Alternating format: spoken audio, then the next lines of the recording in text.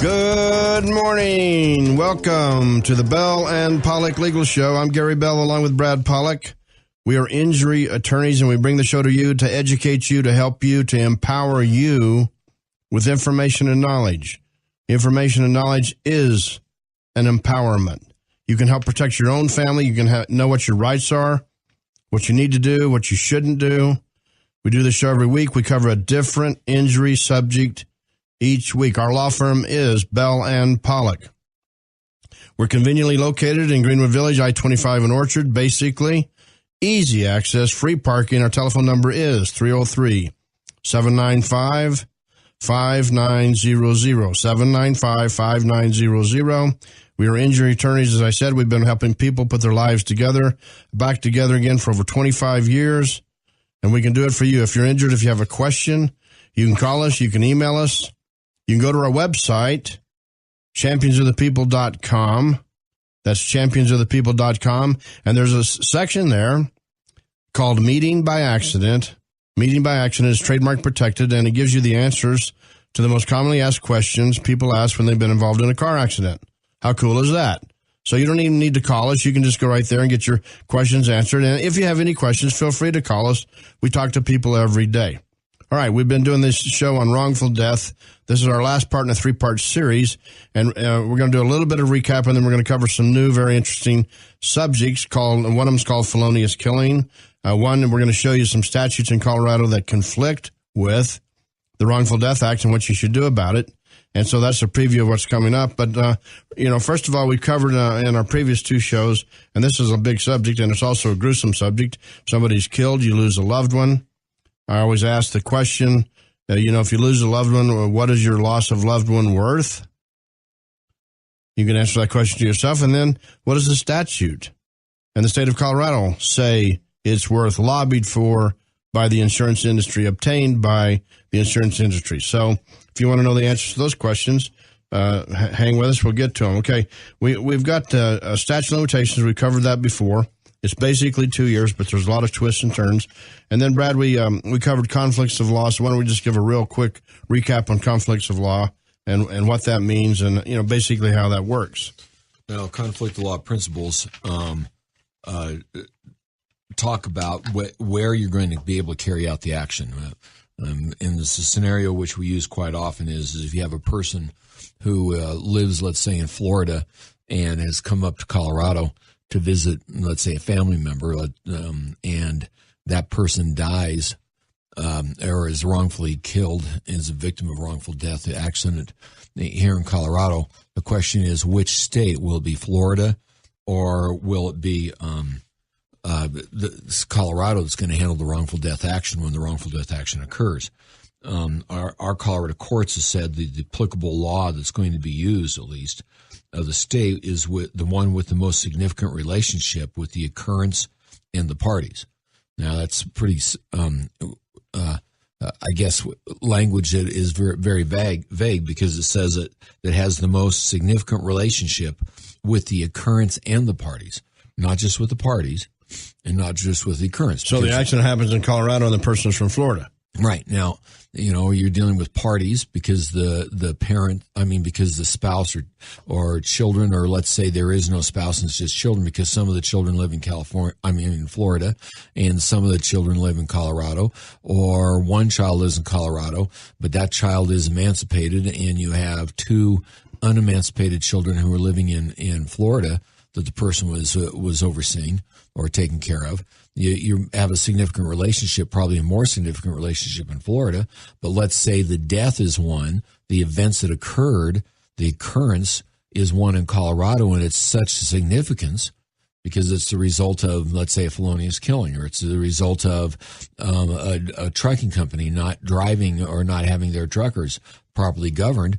Now, all of a sudden, the significant occurrence may be in Colorado, so you may want the case heard in Colorado. Right, and it's very important because some people might be asking, well, what difference does it make if Florida laws apply or Colorado laws apply? Well, it makes a huge difference in many cases because in Colorado we have caps. We've covered with you before. These caps on damages, the maximum amounts you can recover, that's what caps means. Lobbied for, paid for by the insurance companies so they won't have to pay out so much money, and the legislature bought into it. and passed these laws based on this lobbying. So now we have to live with certain caps. And so the state law might make a huge difference. And we covered that before. Also, who can bring a wrongful death claim? Let's just basically recap that, Brad, because this is interesting in the first year after the death. It sure is, because the first year is exclusive to the spouse. So if there's a spouse, it's exclusive. Now, that doesn't matter if it's the first spouse with whom the person who died has children, or if it's the second spouse who's been married to the person for 2 days, and the person who died has 5 children from a previous marriage, all of whom lived with the person for 15 years, and that's who he's been taking care of. It doesn't matter if the first spouse died when the children were in the ages of 1 through 5, and he's been the sole person taking care of those children for that 10, 15 years, and he just got married the day before his death, and now all of a sudden you've got the spouse. The spouse has the first year, exclusive, period, end of statement. Right, and the statute's been changed to now include civil union partners as spouse. And remember, when statutes are passed, they're construed strictly, and that means the courts interpret them strictly because it's a deviation from the common law. And so it used to be that civil union partners could not bring a wrongful death, but now they can, and now they're treated as a spouse, which they should be. All right, and now, civil union partners are a question that's going to be addressed in the future, I think, is upcoming. Remember, we can have a spouse on a common law marriage. So you can have a spouse with respect to somebody who's never had a formal marriage. So you could find yourself as an attorney or as a person going to make a claim on the death of your parent, only to find out that somebody else comes forward and says, wait a minute, I was common law married. You can't bring this claim at this time. I'm going to bring it, and I'm going to resolve it in the first year. And there's a whole lot of factors on what determines a common law marriage. We're not doing that today, but a ceremonial marriage versus a common law marriage. But the spouse gets to bring the action in the first year after a death, and the spouse has the exclusive right. Somebody else can't do it. The children can't do it. If the children are adults, they can't do it in the first year. In the second year, if the spouse hasn't brought a cause of action, they can do it. Right. And so as the children, you've got to, if you're the attorney for the children, you've got to be doing certain things. During that second year, you've got to be ready to go. You've got to be ready to bring the action. During the first year, if the spouse isn't doing anything, you don't know if the spouse is going to do anything, because as the attorney, we'd be writing to the spouse, we'd be inquiring of the spouse. If the spouse has counsel, we'd be inquiring of counsel, what's going on? Are you going to bring the action? Are you not going to bring the action? What are you going to do? Do you plan on doing it? But also we'd be saying, look, you've got the power to start an action and do things such as depositions, to do things such as subpoena witnesses, get statements.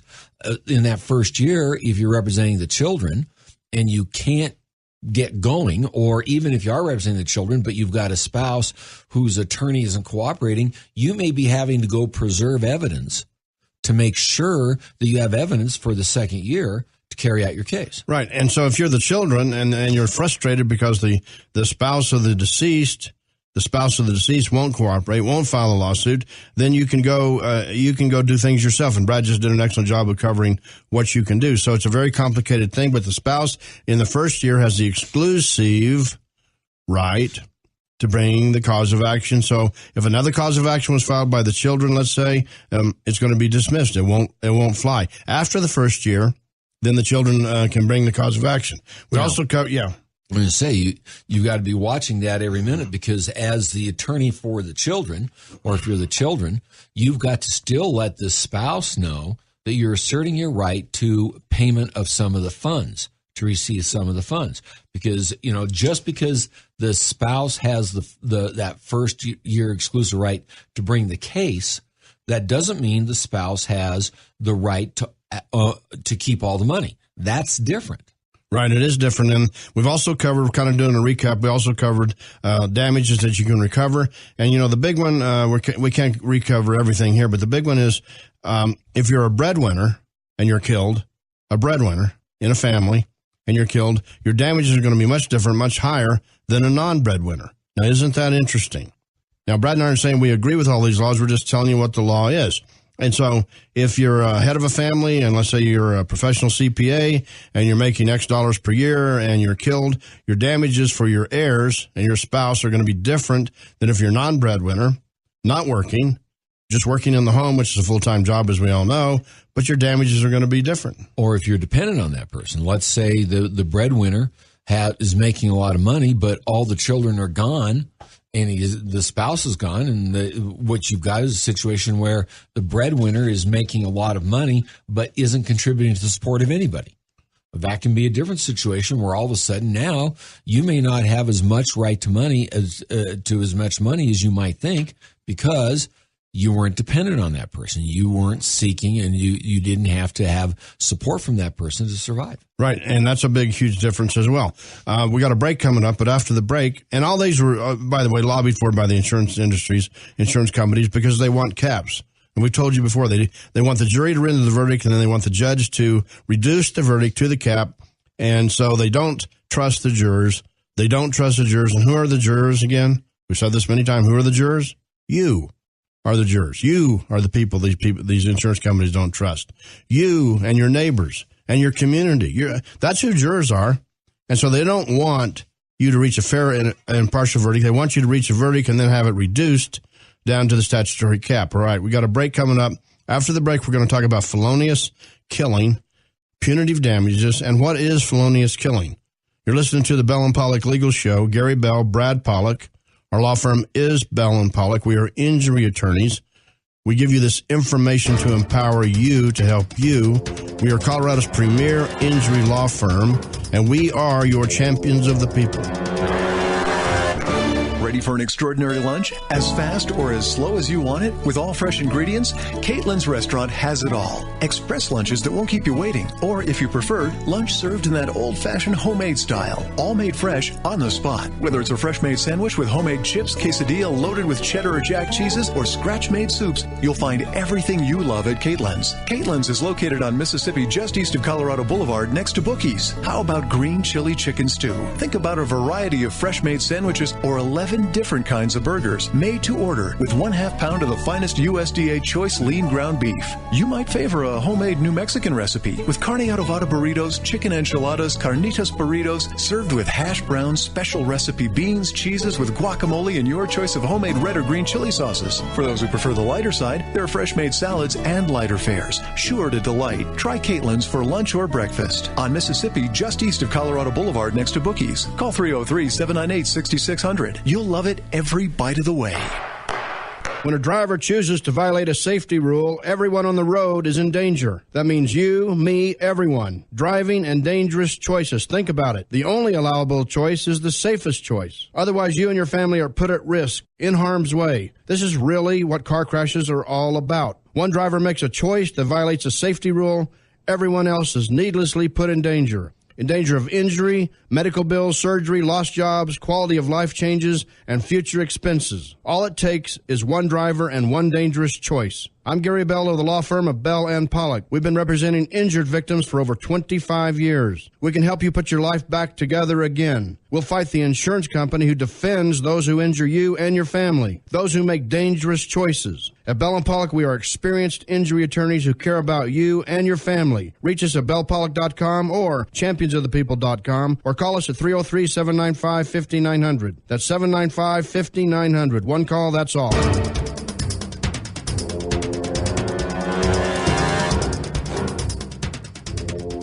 Good morning. Welcome back to the Bell and Pollock Legal Show. I'm Gary Bell. Brad Pollock is here. Our law firm is Bell and Pollock. We are injury attorneys, and we've been in this business a long time, helping many, many families and injured victims put their lives back together again. You can put our experience to work for you, 303-795-5900, 795-5900. We're located basically at I-25 and Orchard in Greenwood Village. Easy access, easy parking. I hate hard parking situations. Easy parking, and you can come see us anytime. Okay, today we're talking about wrongful death, our final series in a 3-part series on wrongful death. So we'll recap some things. Let's talk about subjects we haven't covered before. We talked about caps. We beat it into you that we have caps in these statutes. Caps, what do they mean? Top ceiling on damages. If the jury renders a verdict of $2 million, it could be reduced to $300,000, depending on that verdict. There are caps. And so you as jurors need to understand that. You as jurors need to understand how these statutes came about. Let's talk about felonious killing. What does that mean? And by the way, you need to pay attention to this, because if there's a felonious killing, then the cap does not apply. And that's very important. So let's take maybe a drunk driver driving down the road, Brad, has an accident, head-on collision, kills the person. And so the question is a felonious killing, and how do you weave and navigate this maze to get to a, quote, felonious killing, end quote? Well, the first thing is you got to understand that it really doesn't matter, and it's not going to matter whether or not there is a claim brought or the state files a felony charge against that person.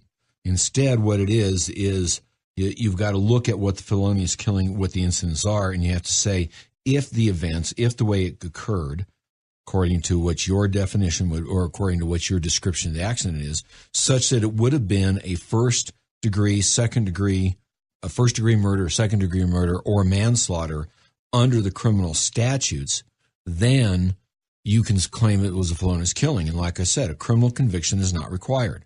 So you start saying, okay, what do you do? Well, the first thing you got to do is you got to have somebody come in to take a look at the definitions of first degree murder, second degree murder, or manslaughter to determine whether or not you've reached that level.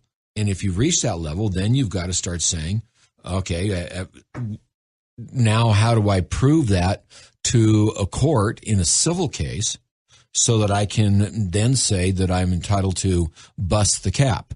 Now, that's going to be one way to bust the cap. That's not and that means that you no longer have a limitation on the amount you can recover for the total amount of the case and for your pain and suffering and for the economic and non-economic claims.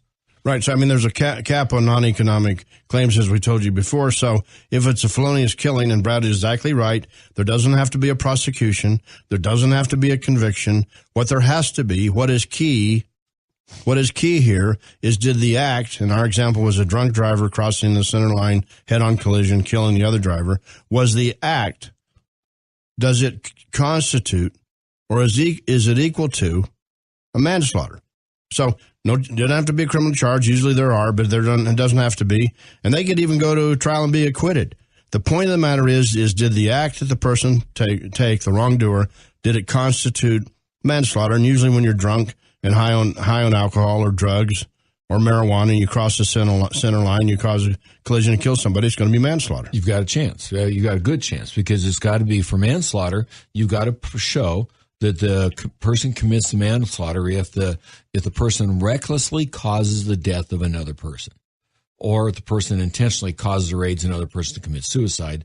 But normally we don't worry about that in these kind of cases. But did they recklessly cause the death of another person? If they negligently caused it, if they weren't reckless, they've got to be reckless in their actions, you're going to have a chance. But if they were just negligent in it, you're not going to make it. You're not going to be able to win the case. That's harder, because let's take an example, Brad. You got to. Let's just call it an ordinary accident. No accidents are ordinary, but not drunk, not driving drunk, not driving high on drugs, nothing like that. Well, what about the fact that they were, let's say they're doing 95 miles an hour in a 65 mile an hour zone? Okay, so some people say, well, they weren't drunk. That was just negligence. Well, that's pretty intentional. That can be thrown in the reckless category. What about texting? What if they cause the death by texting? What if they cause the death while being on the phone or dialing the phone rather than texting? Right. Where do we get the line of saying it's not negligent anymore, it's reckless? Because if it's only negligent, then that's negligent homicide. That is not part of the felonious killing statute. You're not going to get recovery. Now, Gary, you still might get, under the texting, punitive damages, right? Which is a whole different area. A different situation. Damages is different, and that's an additional set of damages, not the busting the cap damages. Exactly. That's over and above, and good attorneys always look for punitive damages. They look for these reckless acts. But the question is, driving 95 miles an hour in a 65 mile an hour zone, what's your opinion? Is that just negligent? Is that just too fast, or is that reckless? I mean, is it reckless? And so you've got to decide this, and maybe you're on the jury. Maybe you would give a vote right now. What would your vote be? And that vote would be really determinative of a lot of very important things. One of which would be the cap wouldn't be there anymore if that's a felonious killing, if that's reckless. Okay, so in the felonious killing, what you're looking for is you're looking for a person who either commits the crime first degree, that means they deliberated with the intent to cause the death, or in the second degree, and that means that they committed the crime in the second degree when they knowingly caused the death, or manslaughter where they, as we said, recklessly caused it. If it's not one of those, recklessly, knowingly, or deliberated, and then caused the death, one of those three categories, you're not going to get your felonious killing. Then you're going to default back to the cap. You're not going to bust the cap. You're not going to make the cap go away. You're going to have to live with much less damages. That's the way this situation works. And maybe then you're going to go after exemplary damages if you say, well, it was still gross negligence. If you say it was willful. If you say that there were incidences of callousness, those type things. You're looking for malice or some kind of fraud that was involved. It's hard to find a fraud that's going to be involved in this. Malice or willful or wanton conduct. Let's talk about, in that kind of situation, a hit and run, where somebody hits somebody, they leave them on the street and they run and they leave them there. And if they would have stopped, they could have kept this person alive versus leaving and causing the death. Okay, is that something that is a malice or willful or wanton conduct that results in the killing of that person? Well, we're certainly going to go after it. Well, we are. What about texting if it causes the death of that person? We may not be saying that's a felony. It may not rise to the level of recklessness, but it's certainly going to be something that we're going to say involves negligence and it should involve at that point some type of exemplary damage. Well, I think either exemplary damages or maybe even recklessness or some type of felonious killing, because it could be manslaughter. But you've got to be able to reach the criminal statute. Okay, we got a break coming up, but I'm going to tell you something. Here's the question. We told you before that in the first year, the spouse has the right to bring the exclusive right to bring the cause of action, the claim, the lawsuit, the claim, okay? What if the spouse does that? And then what if the spouse recovers, and who does the money go to? Let's say the parents are divorced, and the spouse, the husband is killed, and the spouse goes after it in the first year and recovers all the money. And what about the children? And how does this money get divided up? We're going to cover this after the break. You're listening to the Bell and Pollock Legal Show. Gary Bell, Brad Pollock. We are injury attorneys. Our telephone number, 303-795-5900. Our website, championsofthepeople.com. You're listening to Bell and Pollock Legal Show, Colorado's premier injury law firm, and we are your champions of the people. Ready for an extraordinary lunch? As fast or as slow as you want it? With all fresh ingredients? Caitlin's Restaurant has it all. Express lunches that won't keep you waiting. Or, if you prefer, lunch served in that old-fashioned homemade style. All made fresh on the spot. Whether it's a fresh-made sandwich with homemade chips, quesadilla loaded with cheddar or jack cheeses, or scratch-made soups, you'll find everything you love at Caitlin's. Caitlin's is located on Mississippi just east of Colorado Boulevard next to Bookies. How about green chili chicken stew? Think about a variety of fresh-made sandwiches or 11 different kinds of burgers made to order with 1/2 pound of the finest USDA choice lean ground beef. You might favor a homemade New Mexican recipe with carne adobada burritos, chicken enchiladas, carnitas burritos, served with hash browns, special recipe beans, cheeses with guacamole, and your choice of homemade red or green chili sauces. For those who prefer the lighter side, there are fresh made salads and lighter fares, sure to delight. Try Caitlin's for lunch or breakfast on Mississippi, just east of Colorado Boulevard next to Bookies. Call 303-798-6600. You'll love it every bite of the way. When a driver chooses to violate a safety rule, everyone on the road is in danger. That means you, me, everyone. Driving and dangerous choices. Think about it. The only allowable choice is the safest choice. Otherwise, you and your family are put at risk, in harm's way. This is really what car crashes are all about. One driver makes a choice that violates a safety rule.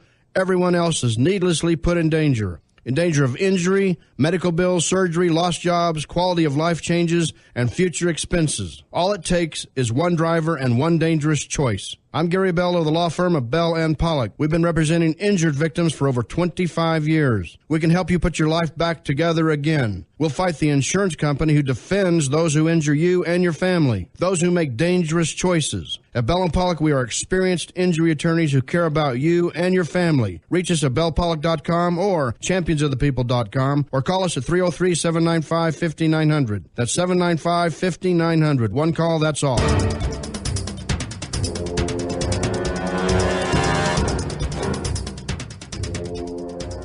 Good morning. Welcome back to the Bell and Pollock Legal Show. We are injury attorneys here to help you.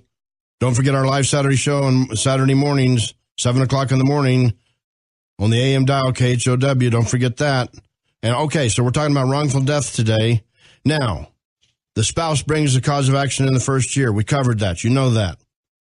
And the spouse gets the money. So let's say the money's resolved, the claim is resolved, the case is settled, the money's paid to the spouse. Can the spouse just take all the money and use it? No. I mean, come on here.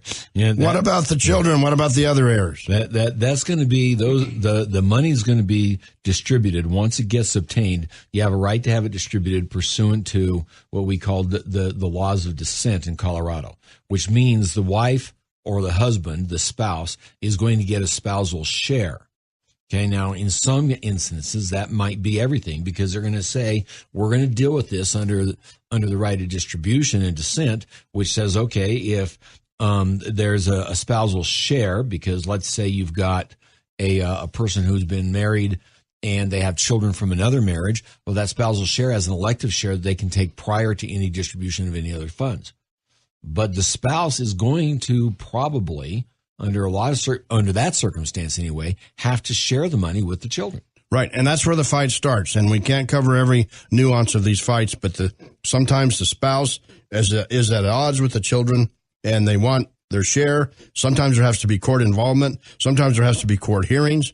And you know, Brad, then other factors come in because sometimes they say, well, the dad or the mom, whoever has the money, never spent much time with the children anyway. They didn't have a good relationship. They didn't have a good family relationship. So more money should go to this side, more money should go to that side, and it goes on and on. Oh, sure. And that's a very big part of this case, because remember, if you have the death and you've got children outside the marriage, you could very well be looking at children arguing, well, wait a minute, you got your spousal share, you got your $26,000 of exempt property that we allow in Colorado, you got all this stuff through the estate, now you shouldn't be able to get it a second time in the wrongful death claim.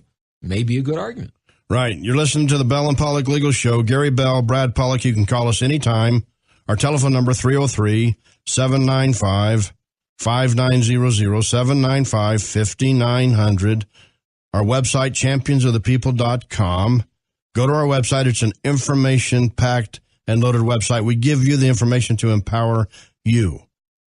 And by the way, you can go there and click on Meeting by Accident, and it gives you the answers to the most commonly asked questions people ask when they're involved in a car crash.